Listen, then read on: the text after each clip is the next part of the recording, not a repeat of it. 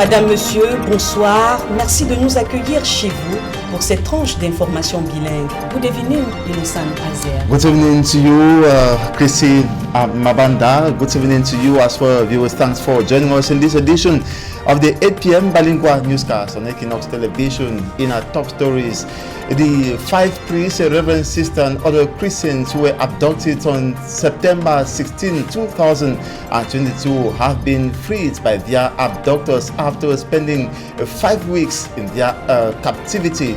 Circumstances surrounding their release is still unclear, but the Catholic Church had earlier denied paying any ransom to secure their release.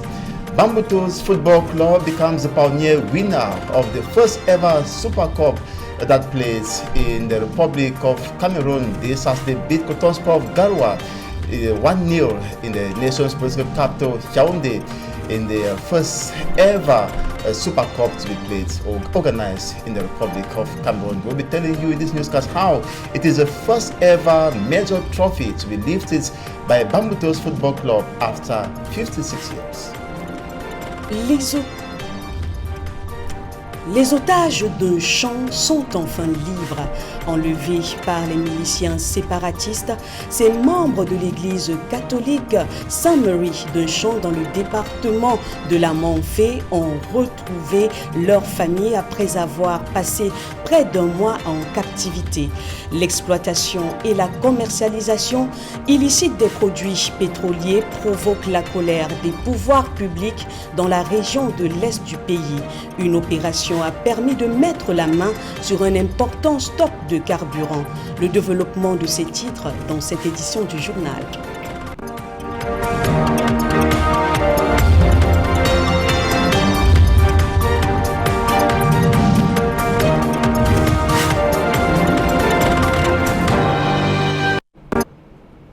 On vous l'annonçait en titre, les membres de l'église catholique Sainte-Marie d'un champ dans le sud-ouest, après avoir été kidnappés par les séparatistes, ont été libérés depuis hier, 22 octobre.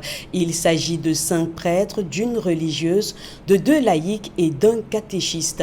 Après avoir incendié le Saint-Temple, les séparatistes avaient exigé une rançon de 65 millions de francs CFA pour leur libération. Dans une vidéo devenue virale sur la toile, l'on aperçoit les otages libérés exprimer leur satisfaction. Nous reviendrons sur cette information dans nos prochaines éditions. Lutte contre le trafic des produits pétroliers.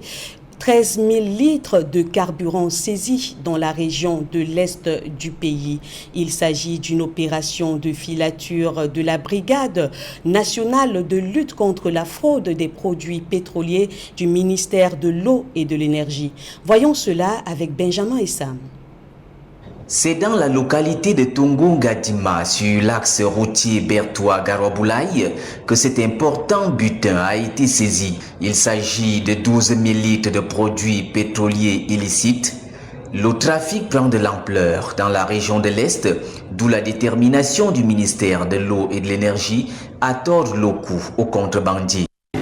Ces produits ont 2 origines principales. La première origine, c'est le dépôt SCDP, où certains marketeurs véreux retirent des produits et font des mélanges dans les champs de tir pour livrer dans les circuits informels. Et la deuxième origine, c'est les importations frauduleuses. Ces produits qui viennent du Nigeria transitent par le nord Cameroun, la Damawa, et se retrouvent à Garoua-Boulaye. Ce trafic illicite des produits pétroliers constitue un véritable handicap pour l'économie nationale. Les estimations, c'est des centaines de milliards. Ça, c'est des estimations faites par des marketeurs eux-mêmes pour les années 2000.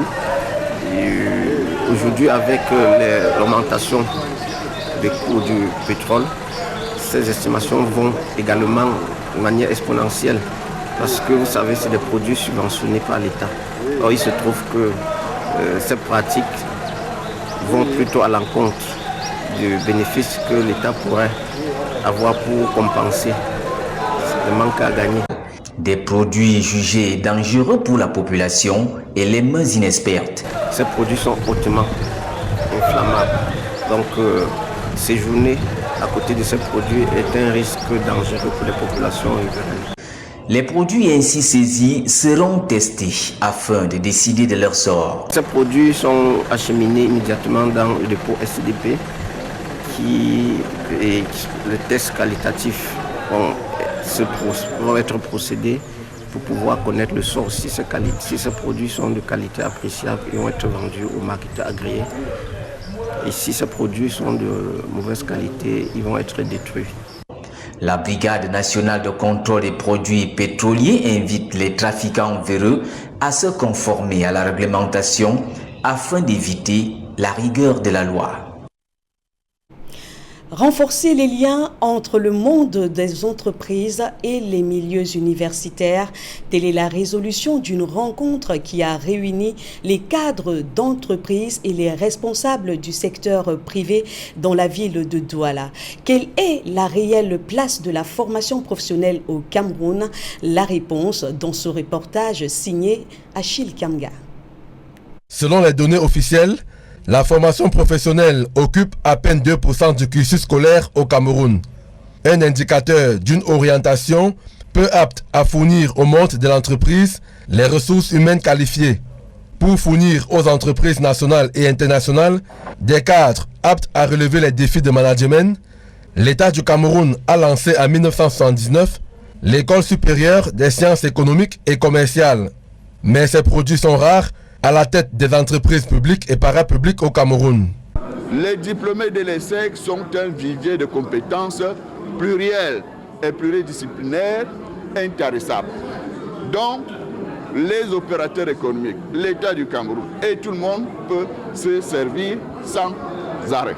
Au-delà des orientations stratégiques des pouvoirs publics, il importe d'adresser les défis de l'ESSEC de Douala 40 ans après. Des défis liés à l'augmentation des effectifs et donc à la compétitivité des apprenants. Nous participons à la formation de nos cadets en tant qu'enseignants associés. Nous leur apprenons, nous leur donnons des astuces sur les techniques de recherche d'emploi. Comment rédiger un CV, comment se conduire en entretien. Quel est le mindset qu'il faut avoir lorsqu'on est recruté et qu'il faut faire ses preuves pour s'adapter à son environnement et se faire recruter par la suite. Malgré les difficultés rencontrées ça et là, l'ESSEC de Douala revendique plusieurs milliers d'apprenants formés. Cette plateforme des anciens produits de l'établissement de l'université de Douala se propose de mettre en avant les profils majeurs et de constituer une force de proposition. La teinture textile, un moyen d'autonomisation de la femme camerounaise.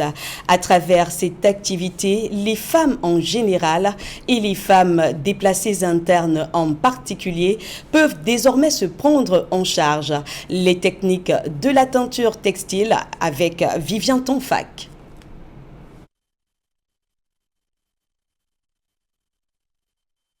La teinture textile, un moyen d'autonomisation de la femme camerounaise. À travers cette activité, les femmes en général et les femmes déplacées internes peuvent désormais se prendre en charge. Les techniques de la texture textile, un reportage de Vivien Tonfac. La question des 100 milliards de francs CFA promis aux pays africains dans le cadre de la finance climatique préoccupe le Cameroun qui prépare sa participation à la COP27, une conférence sur les changements climatiques qui va se tenir le 6 novembre prochain en Égypte. Des précisions dans ce reportage signé Rodrigue Ngansi, Marcelin Gansop. Le Cameroun n'ira pas à la COP27 en Égypte pour faire de la simple figuration. Au contraire, les autorités sont fortement préoccupées par la question de la finance climatique. Des 100 milliards qui ont été promis aux pays africains. Jusqu'ici, les choses ne vont pas dans le sens que nous attendons. Il est donc question pour nous d'insister sur ces questions-là, demander à notre gouvernement d'insister sur ces questions-là afin que nous puissions obtenir des résultats. Car il faut dire que les mesures d'adaptation qui seront mises en place ne peuvent se mettre en place que si nous avons ces ressources financières-là. Il est important de notre point de vue que l'adaptation, le financement de l'adaptation, le financement des pertes et dommages soient des secteurs sur lesquels le gouvernement accorde une attention particulière. La question de l'adaptation au changement climatique n'est pas un reste, mieux que celle de l'atténuation propre aux pays développés. Nous avons besoin de nous adapter et c'est dans ce sens que nous allons faire en sorte que le financement au niveau de l'adaptation puisse atteindre aussi le niveau de l'atténuation, parce que jadis c'est 80% des financements qui vont dans l'atténuation et 20% seulement pour l'adaptation, et il va falloir que ce soit 50-50. Enfin, le Cameroun attache du prix au rôle que doit jouer la forêt dans la protection de l'environnement et la séquestration du carbone. Vous savez, le Cameroun fait partie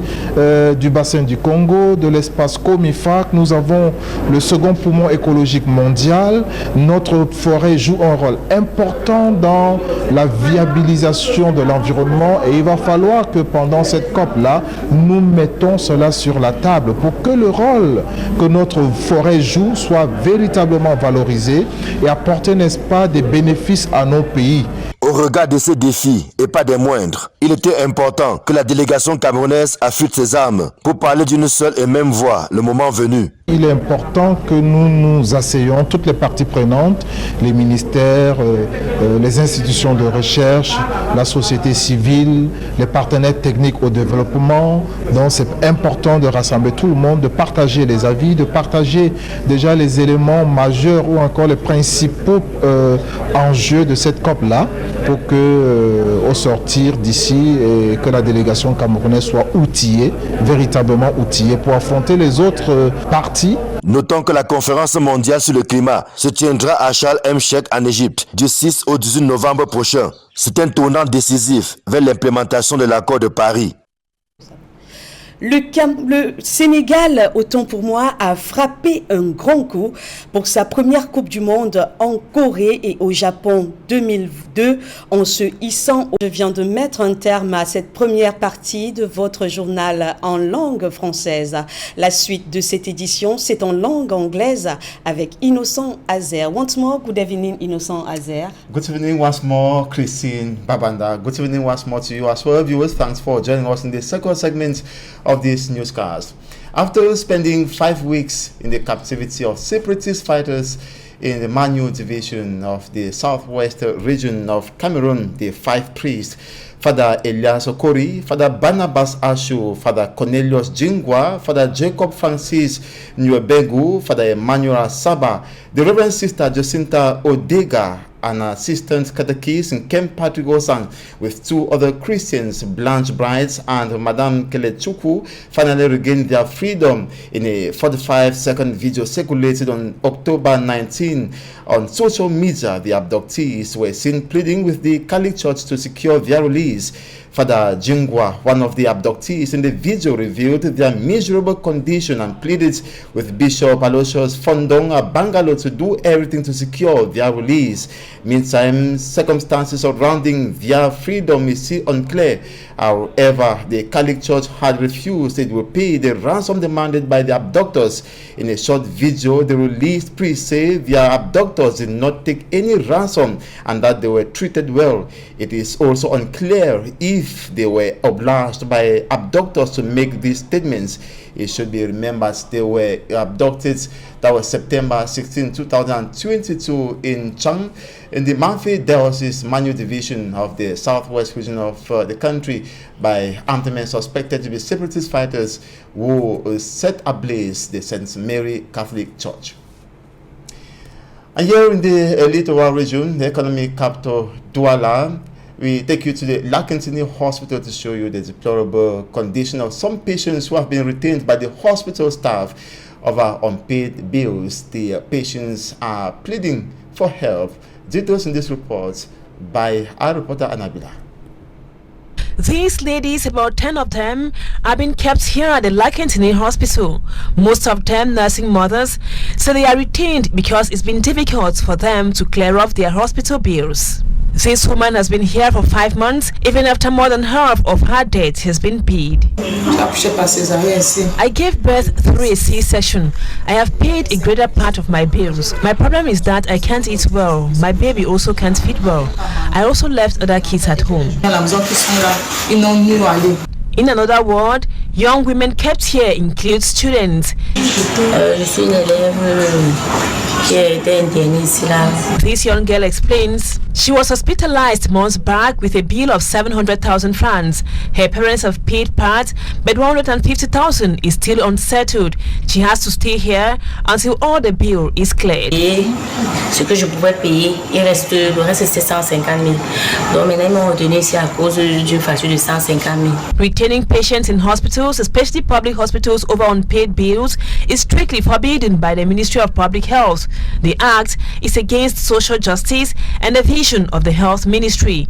In 2019, Dr. Manauda Malashi insisted patients in public hospitals who can't pay their bills should be allowed to go. Équinoxe Television got in contact with the administration of the Lakentini Hospital, but they declined responding to the accusations.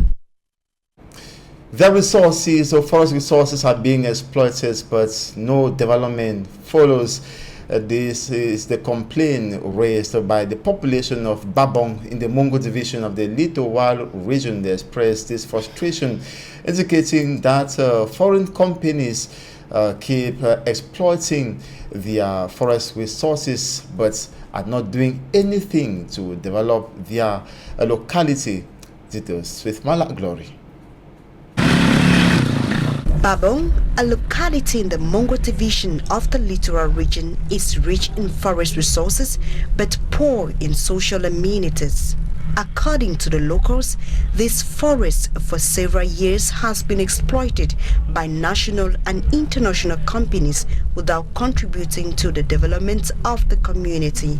Need is for this enterprise to bring in a little bit of development into their villages by fixing their roads, giving them a little bit more infrastructures, having projects that have to give them potable waters and also other amenities in their schools and in their hospitals. Despite the lack of infrastructures, the said companies continue to exploit the forest.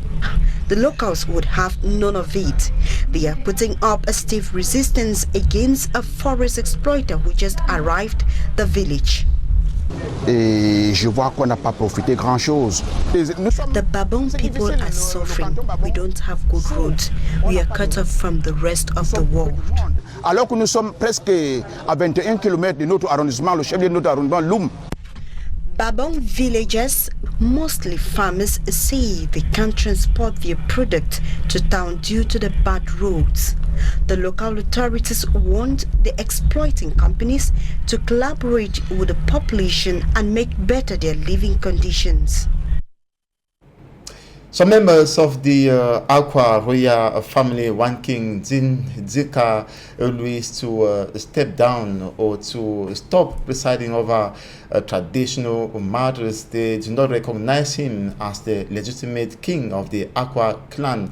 It should be remembered that Zika Luis was enthroned following the order passed by the senior divisional officer for the Wori division. But according to another faction of the Aqua Royal family, this was against the normal procedures that needed to be respected, that it was supposed to be an order from the Prime Minister.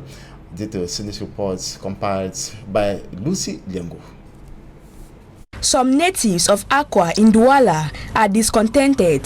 They complain the designation of the current chief, Dindindika Luis, is against their tradition. The royal family, the Bonadika family, has already chosen one of his son, who is Mr. Jean-Pascal Ngandwe Bongakwa, as the paramount chief of our village. But the problem is that another person has been imposed by some peoples because of their administrative position and trying to give the impression that this guy who is not chosen by the royal family, the king of Aqua. This is all the problem. We have one person who is chosen by the family and another one who is chosen by some elites. According to the notables, the appointment of Ndindi Dika Louis is in opposition to Decree number 77245 of July 15, 1977. The Bonadika family has respected the tradition. The law is there. The royal family has respected the law, but some people wanted to violate this law. The notables add that the designation of Chief Ndindika Louis has not been official and he has not been presented to the population. We have made a statement to the Minister of the Territorial Administration. We are waiting what will be taken as a decision. But we are sure that the law is with us. However, the camp of Chief Ndindika Louis says their choice is because a chief's son is supposed to be the successor, while the notables of Bonaleke say they are waiting for the law to take its course. Neurologists in Africa are calling on their governments to join them better address neurological disorders which is affecting a good number of the population. In the course of a congress that group neurologists in Africa, they outlined the limited number of neurologists are available and the high treatment cost. Immaculate Fogo tells us more. According to health experts, neurological disorders account for 25% death rates in Cameroon. However, early diagnosis and management of the disease can save many lives. So neurological disease is any kind of disease that affects the nervous system. So that's the brain, the spinal cord, and the peripheral nerves. The most common ones that everybody knows of is stroke, epilepsy, pain. Headaches are very common and they can be quite debilitating, and infections that affect the nervous system. Despite being a public health concern, several African countries, including Cameroon, have few trained neurologists.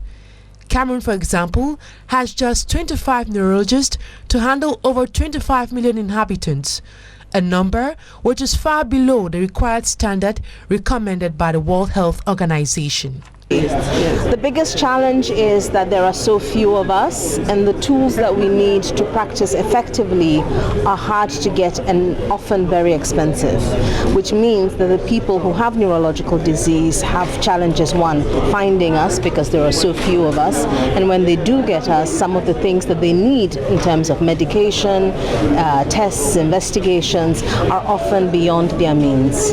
The third joint congress that grouped neurologists from different African countries has as objective to work hand in glove with governments so as to make their services more accessible and affordable.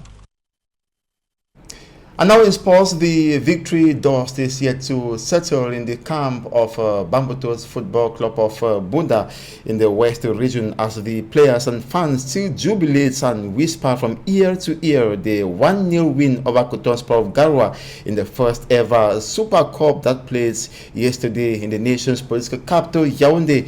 Bambutos of Bunda became the pioneer winners of the first ever Cameroon Champions Trophy. A 1-0 defeat slammed Cotonsport of Garoua, allowing the Mangwa boys lift their first ever major trophy in 56 years of existence. To the Mangwa boys, the remake match Saturday, October 22nd was an occasion to correct their wrongs and revenge the 0-1 loss to Cotonsport of Garoua in the 2022 Cameroon Cup final a few weeks ago. It should be reminded the Super Cup trophy is the first of its kind in Cameroon and involved the league winners and the cup winners. And that's the end of this 8 p.m. bilingual newscast on Equinoxe Television. Thanks so much for watching. To have a splendid evening. Christine Babanda, bonsoir à vous aussi. Have a great night, evening you too, Innocent Azer. Et à vous qui nous recevez, passez une agréable soirée au nom de toute l'équipe d'Equinoxe Télévision.